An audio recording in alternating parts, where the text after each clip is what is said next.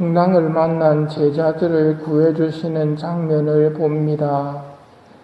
시편 139편을 들으며 우리가 가져야 할 믿음을 생각해 봅시다. 주여, 당신은 나를 샅샅이 보고 아시나이다. 앉거나 서거나 매양 나를 아옵시고 멀리서도 내 생각을 꿰뚫으시나이다. 걸을 때도 누울 때도 환히 아시고 내 모든 행위를 익히 보시나이다. 말소리 내 혀끝에 채 오르기 전에 주는 벌써 모든 것을 알고 계시나이다. 풍랑을 만나 죽게 되었을 때 주무시는 것처럼 보여도 주님은 다 알고 계십니다. 하지만 오늘의 교훈은 예수님은 다 아신다가 아니라 그런 때가 오면 예수님을 깨워 도움을 청해야 합니다. 다 아신다면서요. 예수님께서 원하시는 것은 부모가 원하는 것과 비슷합니다. 여러분에게 아이가 있는데 애가 집에 돌아와서 학교에서 있었던 일, 밖에서 있었던 일을 이야기해주는 그런 어린이, 부모는 그걸 기쁘게 듣습니다. 그런데 머리가 굵어졌다고 집에 오자마자 자기 방으로 들어가 버리고 끝내버리는 아이가 있다면 부모님 마음이 기쁠 리가 없겠지요. 다 알아 하고 끊어버리는 부모는 없을 겁니다. 제자들이 예수님을 깨우자 예수님께서는 바람과 호수를 꾸짖으시면서 제자들을 난관으로부터 구해 주십니다. 제자들을 꾸짖지는 않으십니다. 왜 겁을 내느냐 이 믿음이 약한 자들아 하고 말씀을 하시지만 겁을 낼 필요가 없다는 말이고 이 믿음이 약한 자들아 하는 말을 들으면서 나는 믿음이 강한데 하고 코스프레 할 필요는 없습니다. 예, 저는 믿음이 약합니다. 그러니 저를 도와주십시오 하는 게 마음 편한 일이고 그게 솔직한 모습일 겁니다. 우리를 꾸짖지 않으시고 바람과 호수를 꾸짖으시는 분이 예수님이십니다. 우리가 부르면 응답해 주시는 예수님.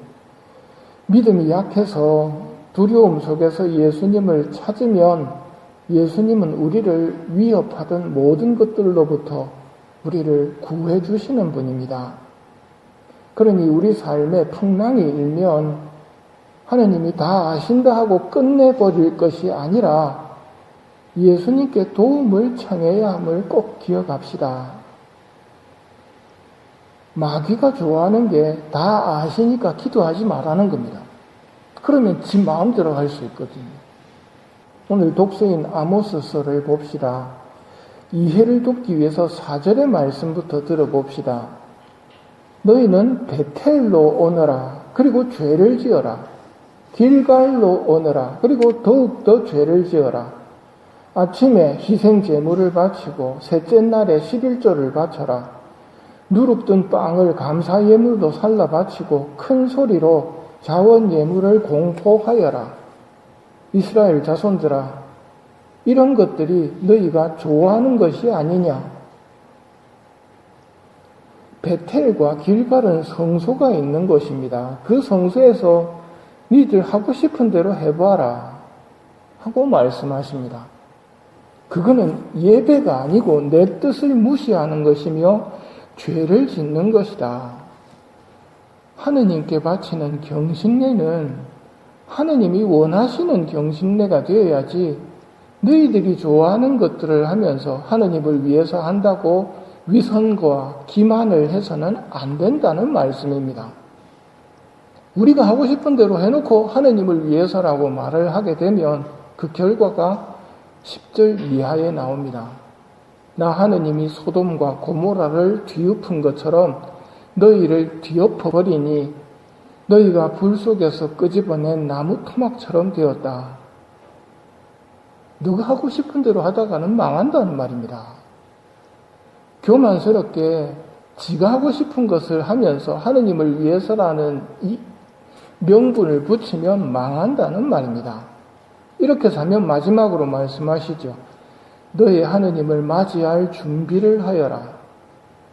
심판을 준비하라는 말입니다. 사심판을 우리가 언제 받습니까? 죽는 즉시 받지요. 끝나는 것은 아버지 뜻입니다. 그러니 겸손한 마음으로 삼가 두려워하며 살아야 됩니다. 그리고 하느님을 알게 되면 두려움만이 아니라 두려워하면서 사랑하게 되죠. 두려워하면서 기뻐하는 게 올바른 신앙입니다. 두려움이 빠져버리면 왜곡된 신앙입니다. 하느님께서는 왜 잘못된 경신례를 보고만 계셨습니까? 보고만 계신 것이 아니라 회개의 은총을 베풀며 참고 기다리시는 겁니다. 아버지의 뜻이 하늘에서와 같이 땅에서 이루어지지 않고 있을 뿐입니다. 그래서 우리는 아버지의 뜻이 이 땅에서도 이루어지기를 기도하는 겁니다. 지금 주무시고 계신 것처럼 보이지만 하느님은 다 알고 계시며 회개를 기다리십니다. 끝까지 고집을 부리는 사람은 망할 것입니다.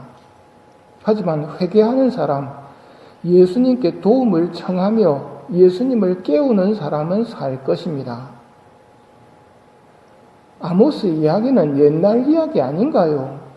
오늘날에도 똑같이 해당이 됩니다.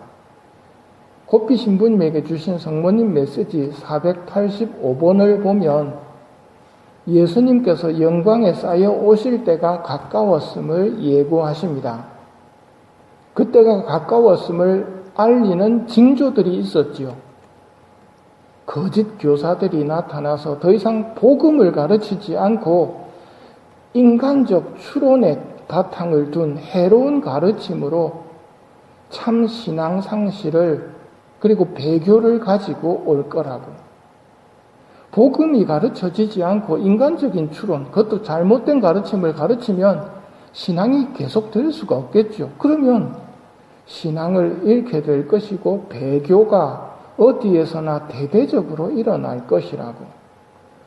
또 주님께서 오실 때가 가까웠음을 알리는 징표는 지진이나 전염병, 천재 지변들, 전쟁들 이런 것들이 더 빈번하게 일어날 것이라고 하십니다. 이거는 있어 왔던 재앙들 아닙니까? 그래서 구별이 어렵습니다. 근데 확실하게 분명하게 알아볼 표징 하나를 성모님이 말씀하십니다. 미사가 폐지될 거라고. 미사 성제는 예수님의 희생 제사입니다. 구약에 바쳤던 모든 제사들을 다 합쳐서 십자가 제사로 완성시키신 것이고 영적으로 참된 예배를 이 십자가 제사를 통해서 하느님께 바치는 것인데 이건 십자가 제사가 아니라 거룩한 만찬, 예수님께서 최후 만찬 석상에서 하신 일을 기억하는 것에 불과하다 하고 주장할 것이다. 그리하여 거룩한 미사 집전이 폐지될 것이다. 매일의 미사가 폐지되는 것이야말로 흉측한 독성죄이다. 미사가 폐지되고 1290일 동안 계속될 것이다. 약 3년 반 정도 계속될 것이다. 이 시간은 우리 시간하고는 다른 겁니다.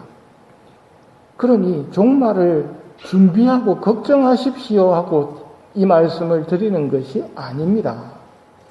굳건한 믿음을 가지고 예수님과 성모님에 대한 확실한 신뢰를 가지고 뜨거운 사랑에 머물러야 합니다.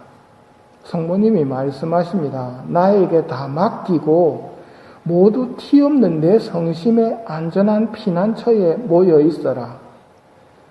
성모 성심께 봉헌을 하십시오. 그게 가장 안전한 피난처로 들어가는 길입니다. 결론은 이겁니다. 오늘 복음과 연결하면 티 없는 내 성심으로 피해서 예수님을 불러야 한다는 겁니다. 이런 은총을 구하며 미사를 봉헌합시다.